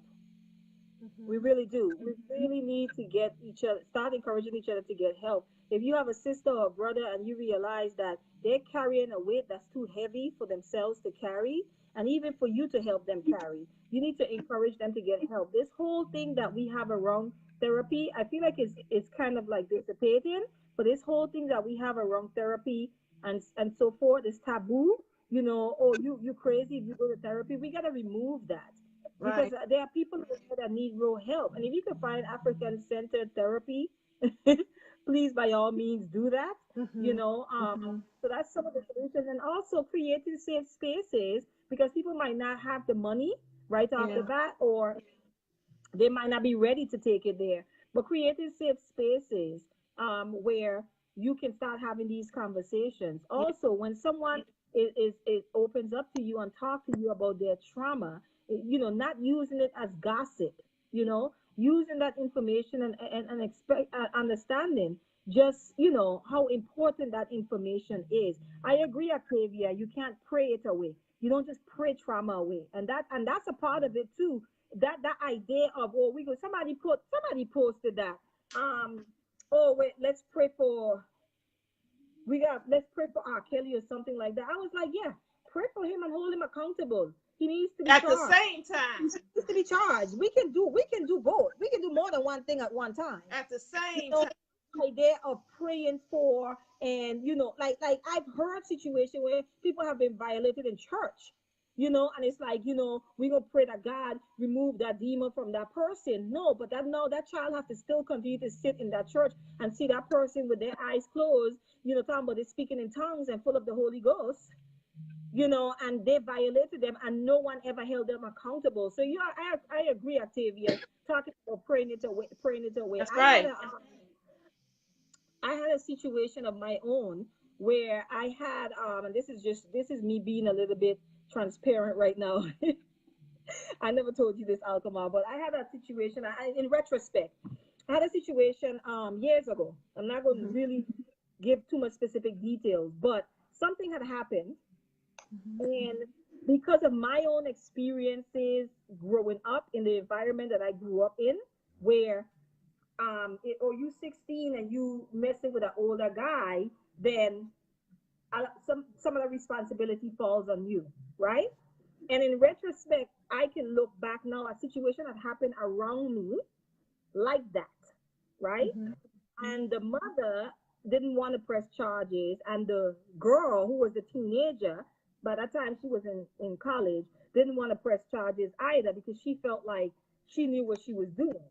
Okay, but there was an adult involved in the situation, and I actually realize now why my response wasn't as I didn't have as much energy behind it. I wasn't as passionate. It wasn't simply emotions; it was experience as well, because I myself was that girl before. So my reaction to it was that of a 16-year-old who was in that position before. You see what I'm saying? And in retrospect, not like I'm telling you, like for me, with this R. Kelly thing and all, it's so layered, and I'm like, we have to deal with these things within ourselves. You know what I mean? You just have to deal with things within yourself. And so I started to process that. I was like, oh my gosh, I really should have responded differently. That person really should. I mean, for me, I did my part as far as myself, which was very selfish. But now, in retrospect, looking back, I was in my early 20s with all of this. You know what I mean? And I think my response should have been really different. But now I understand why my response was the way it was. It was connected to my own experience. Yeah. You know what I mean? Yeah. What do you say to those who say, "Oh, so what? I'm still buying R. Kelly music"? They have the right to do whatever they want, but I would tell them to think a little deeper. Hmm. You know, people are going to do what they want at the end of the day. I see a lot of people blocking people and cutting them off of their friend list on Facebook. Yeah, Yeah, it's like serious. I seen so many people put that out, that's and I'm me. like, I know people are gonna have different opinions, Yeah. and that's okay as long as it's not anything like to where I'm looking at you like you may have raped a few girls in your life. That, yeah, yeah, You that know? I did do. Yeah, I think I took, and I don't normally do this, but I took, I think maybe like four possibly so far, so far. But For one, I blocked like four different people yeah. because of the extremism. You know what I'm Mm. saying? It's like, it's like it just, it's cut to the core that I don't give a F what's going on. I'm still gonna buy his music, F them. Stuff like that. I'm like, whoa, that kind of energy, I don't think I want around me. I don't think I Do want you, that kind of do you energy think around that me. people should be able to separate Kelly the person from the art? That's a good question. That's a good question. But here's my concern is that R. Kelly was able to do a lot of all that he did with and all the help that he got because of his wealth, which gave him power, Mm-hmm. right? The money. And so And his talent. his And talent, but talent. we give him the wealth and power. Yeah. He can have all that talent and be somewhere in the hood, and we never Right. know who R. Kelly. But we rose him to that level Mm-hmm. of where he was, Agreed. Mm-hmm. right? And so if we are still supporting him, because that's what we do when we buy his music and go to his concerts and buy music off to Spotify and all that kind of stuff, we're actually supporting his lifestyle. Mm-hmm. So if we're supporting his lifestyle and his lifestyle is using women as sex slaves, then to me you're saying, okay, so I don't care if you use women as sex slaves, I'm going to help you do that. I'm going to help you do that That's a good way to connect by those dots. buying your music. That's a good way to break that down, Alqamar. Because So most people. we have to be more responsible. We do, and again, it goes back to it's like that ain't me. I ain't got nothing to do with that. So I'm just going, I'm gonna keep doing this because that shit, that ain't my children. So it's like, whoa. Where's your compassion? Where's your sense of village? You know what I'm saying? Why don't you know that, when we lift others up, we too, right? What is it? Every, boat rises high as the boat, or whatever, y'all know what I'm trying to say, the tide. So you know what I'm saying? So how we lifting each other up, when we do things like that. So I'm glad that you broke it down like that because a lot of people don't make the connection, mm-hmm, as far as what is your money really going towards? mm-hmm, You know what I'm saying? And really putting that into perspective. So that was a good way to break that down. yeah, Um, I mean, like I said, at the end of the day, you have to be responsible for your own actions, your own morality, your yeah, own moral compass at yeah, the end of the day. You know what I mean? right, You can't give up some music. Is that, I mean, I guess that's a sacrifice for some people. I mean, I guess. never get attached. I like certain musicians, but Mhm. I've never been a diehard fan of any musician. So I cannot relate when I see Yeah, people like, well, I'm gonna keep. I can't relate to that because for me, I don't know. I might have a personality that detached very easily, but I've never been a diehard fan of any person to where I'm willing to look past. yeah, yeah, I just haven't. I've never had that connection with any, yeah, you and know, because that's another musician, thing we any do. actor. So in a roundabout way, with our money, we actually justifying I his got it. behavior. So we're like, it's like, okay, so it's like, again, it goes back to what do we value most? What do Yeah. we value most? Do we value the young children, our children, or do we value a nice song more than the health and well-being of our children? So it's Right. like, And our children are watching. Yes, yes. So you're saying that, you know, if we allow R. Kelly to just go on after this and still sell out music and sell out concerts and things like that, we're giving him a nod and a thumbs up for what he's doing. And Mm-hmm. so what does that say about us We're, morally? we're enablers. We're Yeah, enabling bad yeah. behavior. Uh-huh. But and Mm-hmm. then we'll look towards the other people in society to respect us. You know what I'm saying? We'll do stuff like that. Then we look at other people and we're demanding respect from other But people. we don't respect ourselves. And we don't even respect We don't even ourselves. respect ourselves. What is the message that we're giving to our children, to our babies, when we just continue to still support and lift up, someone that is bringing harm to them? What is the Yeah, message that they're getting? They're getting that message that no, we can't. We don't really matter. right, You know what I mean? right. I Like agree. Delana just came on and said we can't separate the person from the artist because the art comes from the person. Like they were Right. saying, a lot of these songs were, you know, songs written for young girls. You know what I'm saying? That you're grooving to. And now that you're aware of that, it should disgust you. Yeah, it should. Yeah, I It agree. should be, It should you know, disgust us all. Yeah. yeah, people are willing to give up, and that's why I said, is R. Kelly a reflection of us at the end of the day? Because this is not just about him. Because this is bringing a lot of our hypocrisy to the surface. Number one, is bringing a lot of our apathy, a lot of our apathy towards our children and the condition of our communities. A lot of that is coming to the surface, even just in this conversation that was ignited by the Lifetime, documentary on, surviving R. Kelly. I'm glad that it triggered that so that Yeah, we can stop and have the conversation. There are people exactly. now that are probably seeking therapy because they're triggered. That's it. You know That's what I mean? right. And if that's what it took for them to go and get that help, I'm for it. There are a lot of Exactly. guys out there right now that are looking at comments and if they're listening and if they're hearing and that's saying, you know what, I've done this in the past, but that doesn't make it right. Mm. You know what I mean? And right. And woman or people who know things, and it's like, you know what, it's time for me to speak up about this because Yes. this person is still alive, and I don't know who else they have bring harm to. And if what they did to me have messed me up this much psychologically, and they have other victims, like someone needs to say something because this person is still walking the earth. Exactly. And You know all what that transpires when we have the discussion, you know. So Yeah. for me, I don't see this thing as a distraction. I see it as a long overdue discussion that we should have had long time ago. And So we this have is to why continue to that it have it. came out. We have to continue to have it because it is still very much so happening in Yeah.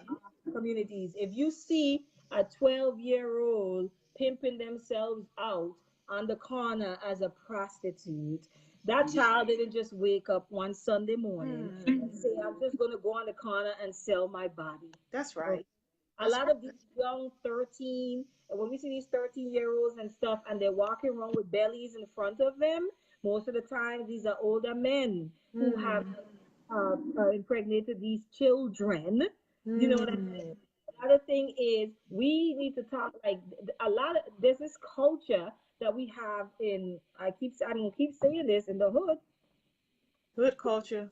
Hood culture is a real thing, and people don't want to touch it because especially if you're someone that didn't grow up in the hood, you really don't understand it. It's a thing where see no evil, hear no evil. Mm. And it's not even speak no evil, it's just don't snitch. Yeah, that's real. The snitching is the speaking the evil. So it's see no evil, hear no evil, don't snitch. Period. Right. So people turn a blind eye to a lot of things that happen because the hood is about survival, Alqamar. You Yeah. get what I'm saying? So people are Right. more focused on that at the end of the day than anything else. And that's what it boils down to. So it's a whole different culture. Yeah. It's a whole different culture, and that's oftentimes what people don't. The conversations I've seen online, I've known the men that I've seen commented are people who come from those environments. Mm. So I still very much live in them, Yeah. And so their perspective is going to be completely different. True. Because it's like, well, this is the norm. Why y'all making such a big deal out of it? Those girls pretty much participated in it. They wanted it. Running trains. The whole Yes. running trains on women, for example. You know, when I posted, I believe it was Khalif, if I'm not mistaken, when I posted it, and his response, the article about black men are indoctrinated into rape culture, usually starting off by running trains on women. Mm-hmm. And he said, so what are you saying, that if it was consenting, then that's not rape? And I'm like, wow, that's what you got out of this? You know what I'm saying? So forget the fact that this is a child that's, you know, already emotionally dysfunctional. Any young girl that will lay down and allow multiple women up in her, you know what I'm saying? That's something dysfunctional going on. You know what I'm saying? But for you to address it as, oh, it was consensual, so that made it all right.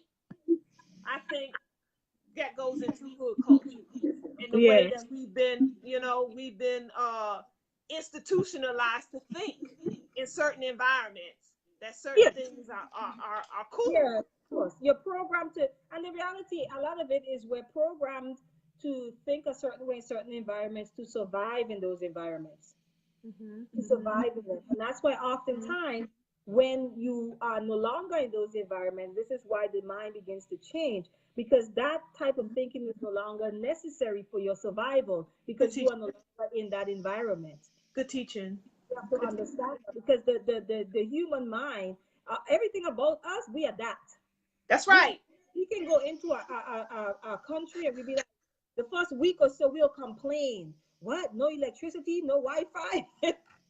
You spend a couple of weeks there, probably about 20 days there. After a while, it because you learn how to, you adapt. You You adapt. adapt That's to your how the environment. mind functions. You know, so when people who grew up in like in whole environments and they removed out of it for a length of time, that mindset is no longer necessary for their survival. And so Right. they begin to get it.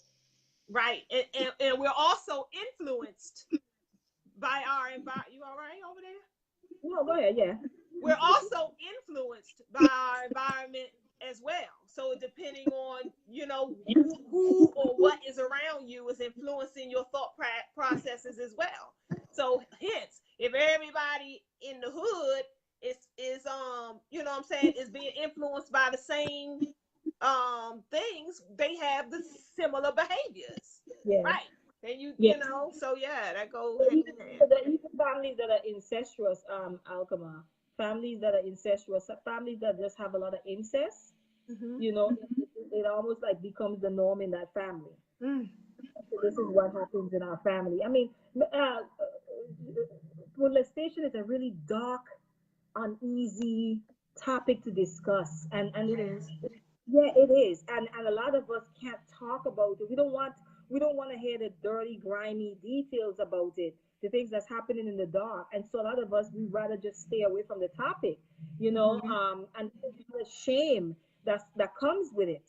There's a Mm-hmm. lot of shame that comes with it, and this is why people don't speak up. And so for us, talk to your children. That's the other thing. We're talking about solutions. Talk to your children and listen to your children, because Right. sometimes it even be your child, it may be one of your child's friends Yeah. Yeah. who is being violated, and And you may have to be the one to kind of like blow the lid off of that. yeah. So you have to listen to your children, listen to them when they're talking about their friends, listen to them when they are not comfortable around certain adults in the family that you keep Yeah. forcing them to give hugs to. Yes. I don't like that. If a Yes, child listen. don't want to hug me, don't make them hug me. Don't make them Right, hug me. Respect that. Respect that right, they want their space. You know, right. that's just like if I'm coming up to you trying to get a hug and you say no, and I'm forcing you to hug me anyway. How would you feel about that? You sincerely don't want to hug me. You Yeah, know, give that we have to choice. we have to find a way to have these conversations that we're having as adults. We need to find a way to have these conversations with teenagers. Yeah. We need to find a way to reach that group Yeah. because there's a lot of that going on. amongst teenagers. And by the way, they're talking to each other. Yes, they do. Like like people know, this one know that this one's uncle violated her. This is why she leaves her sleepover at her house. She knows why her friend keeps running away from home. They know. So I think that we have to find a way to start to reach that population and Yeah. have dialogues and have conversations with them. Yeah. Because yeah. And start So, young too. We, younger than normal, because nowadays these young children, I plan as soon as my grandbaby is able to talk to her about, you know what I'm saying, that she could talk back about certain things about what's, sexually. And there's books out too here lately.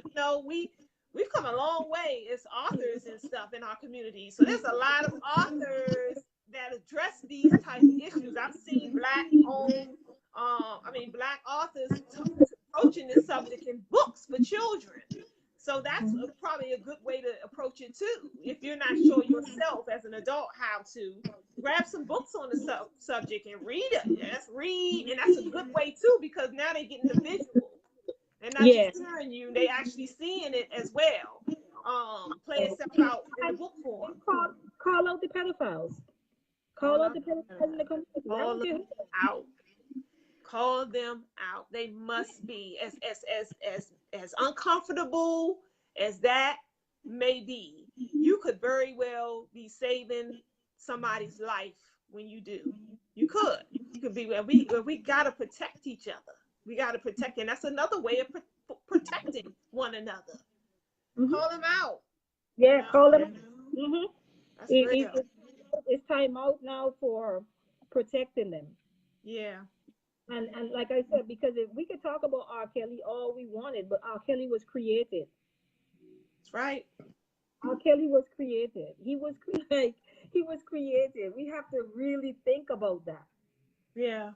Think about it. So when you don't call out pedophiles, or you don't report abuse, or you allow, children to, still continue to go around their abuser and still continue to be abused, when you just, when you're apathetic to this particular cause, then we're just gonna we're gonna keep producing R. Kelly's.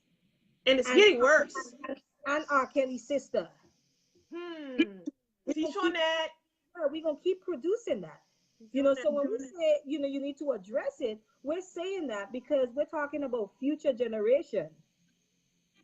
Yeah. You know what I mean? Like we're talking about future generation. And again, when we talk about abuse, Alqamar, we gotta be careful when we talk about solutions that we don't put most of the solutions on the victims. Right. Meaning like it's for them to come up with get them help. And no, we need to talk about these perpetrators as well. They need to be held accountable. They need to be charged. They need to do some jail time. Yeah. Because it's a crime. It's a crime. And we need to treat it as such. It's a severe crime. It really is. It hurts the entire family, and then it goes from generation to generation. I have my own theory about the whole scenario, why it goes from generation to generation. I can't prove it, you know what I'm saying? I think I can, but my theory. Huh? What's your theory? My theory is that it is a bad omen. It's an energy force, and I think that's why I think that when someone is penetrated in that way, there's an energy that enters into that other person, and that is able to. It's like you become a host. You become a carrier host at that for the germ, for the disease. And now you're likely not it's not never all in the same scenario, but it's a strong likelihood that you'll go on to carry that energy force over to somebody else. And if you don't carry it over to somebody else, you self-destruct. If you don't get help. Huh? Can you rid yourself of that energy? That's a good question. That's why I follow the minister so closely, because he is so far the only one that I know of that's actually attempting to take some steps towards trying to alleviate this energy. Now, I mean, I don't know anybody else out there that is doing that. You know what I'm saying? And so, you know, we may talk about it. We may come up with our own theories. We may say chop their heads off. But I'm of mind that there is nothing, there's never a problem that's ever given to us on this earthly plane that there's not a solution for. Agreed. What the solution is, we may just don't know. You know, we don't know what the solution is, but that doesn't mean it doesn't exist.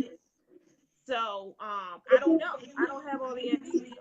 Right. I think, like, I'm listening to you, and I think a part of, for me, I get that. I can agree to the with the energy part. I feel like another part of it is like the wiring of the brain has kind of been like tampered with when trauma happens.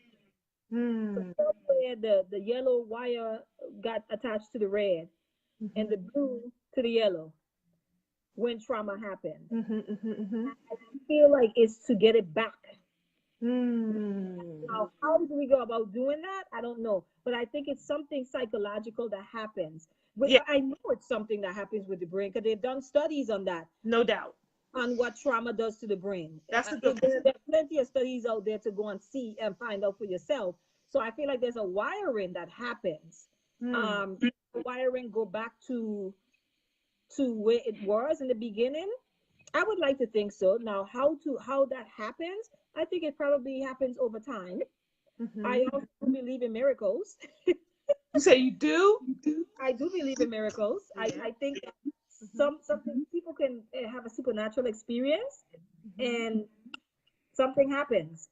You know what I mean? And I'm not saying it's some God source outside of them. It could be, you know, or the God source in them. It could be.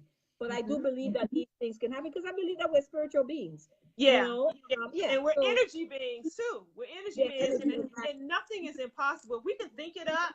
You know, we can think it up. We can create the solution. I think that we don't focus enough attention on the solution. Yeah. You know? We just don't even come up with one. We conclude that there is no solution, and it goes no further than there. Yeah, so that's what I'm saying. I feel like, you know, there's something that happens with the brain with trauma.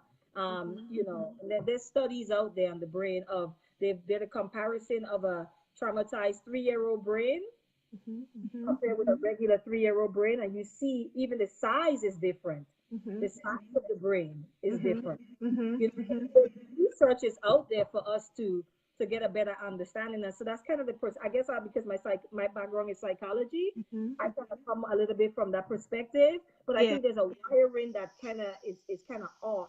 Yeah. Trauma is introduced. I can get with that. I say there's some energies that rewired the brain. Yeah. And for the length of time, because we don't know how long that R. Kelly was molested. You know, I think how long the trauma happened matters too. Yes. Like the period of time. Good point. That's important too. Good point. Good point. That's why I say, like, even with my own personal experience. Hey, Wasita, I started a conversation off with sharing my own personal experience. It wasn't that I was penetrated. Thank God, I was not penetrated, but I was touched by, you know, somebody in my family, and I strongly believe, and it happened once, but I strongly believe that if I was penetrated by this individual over and over again at the age I was maybe about 7. I think that the trauma would have been a lot more severe. I think. Yeah. Even if it was a one-time penetration thing, the penetration is a whole other level. Yeah. But like I said, any type of trauma, whether it's sexual abuse, physical abuse, you gotta look at the span, like the time, you know, the time frame of which it happened. That's important too. There are people that abused since they were little kids, well into their teenage years. What's I might have to find that documentary of this father. He was an ex-military guy. He married their mother, who was white, and his whole thing was because of how black people were being treated. Then he married their mom. He used to beat her and everything. She left the house, Mhm. left those girls with that man. That man used to take turns sleeping with his. He used to make them lie in the bed naked. And you have to see how each one of them responded differently to him Right. in his old age. In his old age, very interesting. Mm. I gotta find that Yeah, document. yeah, and how trauma affects the individual differently. Different. That's why I wanted to share with that sister, her response to my question, because she had a myriad of different responses to that one question. It's never just one way. Yeah, it's not. It's a lot, I'm saying. What we could have had the same experience in the same household around the same age, but your response to it would be completely different than mine. Yeah, yeah. So I would like we were talking about solution. Like I said, keep it open, keep the conversation going, Yeah. keep it going. Talk to the children, include the Speak up. children in the conversations, include the teenagers in the conversations. You'll be surprised how many teenagers have already been violated in their lives, and they just have Right. not. You'll be surprised they That's have not right. said anything. So just keep the conversation going. Um, support each other, be there for each other. Take people's information that they give you on these topics seriously. It's confidential. It's not a laughing matter. It's not something to play around with. We need to be very careful how we discuss rape in our communities. We need to educate ourselves as much as possible, specifically on the brain and how the brain functions. We Yes. really Yes. need to do that. We need to really educate ourselves around trauma, because I think if we do Yes. understand how we have a lot of ancestral stuff that's passed down to us from our own Mm-hmm. ancestors who were enslaved. Slavery was trauma on top of trauma on top of trauma. It really was. And we're Yes, it still was. dealing with a whole lot of residual stuff from that trauma, even Right. now, even though we've never seen a plantation. That's right. We've We never did. worked in cotton. You know what We I mean? did. But we're still dealing Yeah. with the residue and the results, and the effects of the trauma that our ancestors had to, kind of endure. So And the definitely body holds memory. the body holds memory, DNA. And so we just have to support each other and be there for each other and listen. Mm-hmm. Listen. It's not about judging. It's not Yeah. about judging. And we need to really stop being afraid to call these people out in our communities. There's a lot of drug dealers in our communities who are pedophiles. Mm. They're sleeping with these little girls. It's happening. Mm-hmm. And we know. Mm-hmm. You know. Well, family. Wasita said something. I can't read her whole thing. Oh, let me see. She says, when I was helping to organize the original Million Women's March back in 96, I met and spoke with thousands of women worldwide, and I was shocked to discover about 97% of the women had experienced some sort of sexual misconduct from a man in the family. That's real talk. Yeah. That's real talk. And I think a lot of our brothers don't can't understand that. They can't, like another friend told me, he teaches a course, and he said there was about 40 women in the room, and he had somebody, the irritated genie actually as a special the guest to come talk to his class, and he asked the class, I don't want to put any of y'all on Front Street, but just out of curiosity, if you care to answer, all the women in the class, how many women have ever been, sexually violated as a child? And he said every single hand went up. Wow. Every single hand went up. Wow. It's real. It's real. I Yeah. remember working a couple of years ago at the church over in Southeast. The oh man, I forget the popular church. Anyway, I was working an event. They was having a women's conference, a speaking event, and they had about 150 women in the room. And Mm-hmm. I was vending, but wasn't nothing going on downstairs. So I figured, let me go upstairs and take advantage of being in the room with the women and listening in to what they're talking about. And they were talking about sexual abuse. And the guest speaker was allowing the women to stand up and tell their stories. Hanifah, it was about 150 all women in this room. And by the time it was over with, every last person stood up, probably except for about 5 or 6. And there was not a dry eye in the room. and I'm talking 150 women. It's serious out here. We are being violated, and that's just the women. We ain't even got to the men. It's a pandemic. It's a pandemic. Yeah.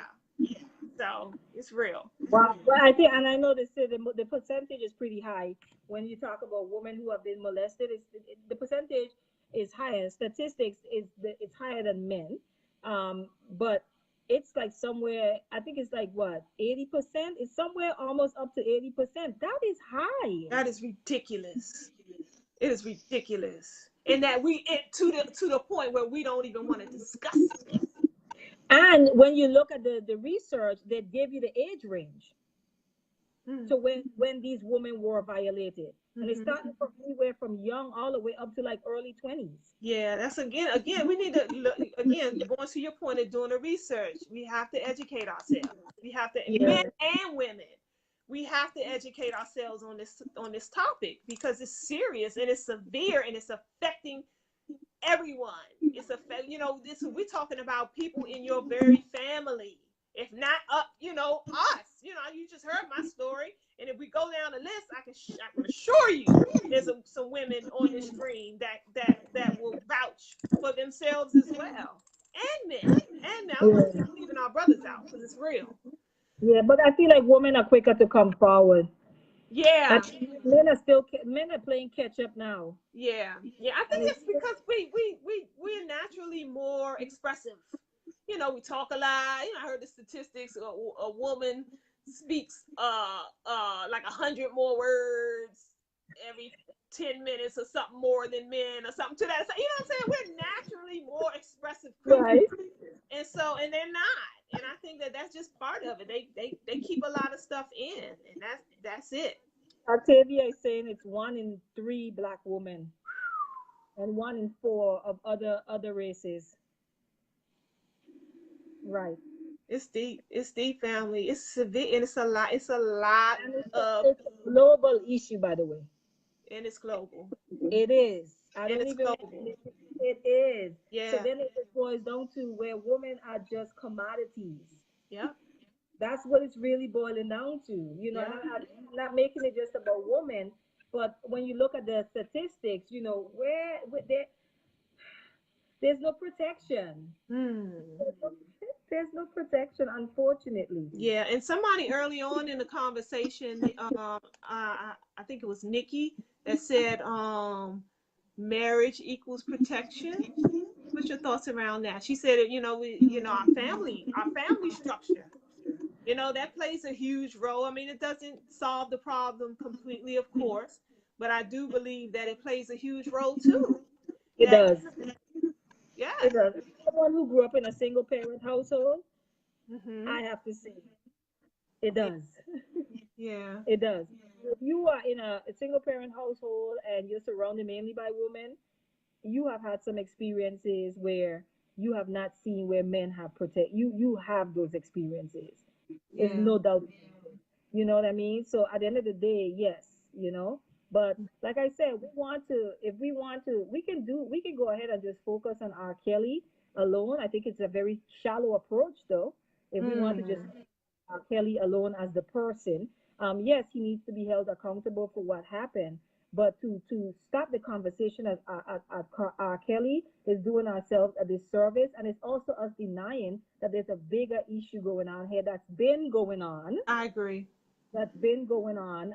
I think we do ourselves a disservice by doing that. Let's not stop at R. Kelly. I agree. I think that's where a lot of other people are coming from too, with knowing that there's a whole bunch of pedophilia going on in Hollywood itself. You know what I mean? But the reality is that if R. Kelly, this thing with R. Kelly ignites this conversation in people who otherwise wouldn't even talk about it, I'm for it. Let's have the conversation. And then let's start talking about what we can do to address the issue and come up with some solutions. But this idea of you're only talking about it because, like, I don't care who brought it up. It could have been ABC that aired it. That's right. Let's have the conversation. My point was, we wasn't talking about it. It's like, okay, when Lifetime was just making some money. Okay, I'm sure that that was behind what was going on, but when were we going to talk about it? Right. You know? And what like seriously talk about it. Right. Seriously talk about it. Right. Yeah. So yeah, I'm grateful that it came out in the way it did. And I don't see it as a distraction at all. I see it as something that we need to be addressing. You Right. know? So, Right. Yeah. well, I think we covered it all. I think we Yes. covered it all. We've been on here for a while too, family, but we appreciate you guys joining in on the discussion. Thank you so much for keeping it civil. That's important for me. That's one of my pet peeves. I don't like all that going back and forth, calling each other names and using all that profane language and all that. I don't think all that's necessary. It don't add, it don't help. None of that help the situation. You know, so let's try a different approach. So having a civilized conversation about the situation, even if you don't agree with us, that's fine. That is fine. We welcome your side of the perspective, but let's just do it civilly. And yeah, thank you, Hanifah. I know you didn't want to do this, so I appreciate you doing this. Yeah, Hanifah really didn't want to come on and do this, but I kind of pulled her leg. I'm still processing, and as usual, I'm sure we'll continue to talk about it. This Wednesday coming on the Empower Hour, we're going to talk about when we say women are not protected, specifically Black women. What do we mean? What do we mean? What does it look like to protect Black women? That do our men even understand what that means? Right. Do we understand what that looks like? You know what I mean? We're going to have that conversation on Wednesday, and I am so like ready for that conversation. Yeah. I'm so ready for that conversation because now I've kind of had my own little epiphany, like, this is where sisters are coming from when they say that. It's not to our brothers, it is their own experiences. They are speaking from that place, and to dismiss and minimize it is actually an insult.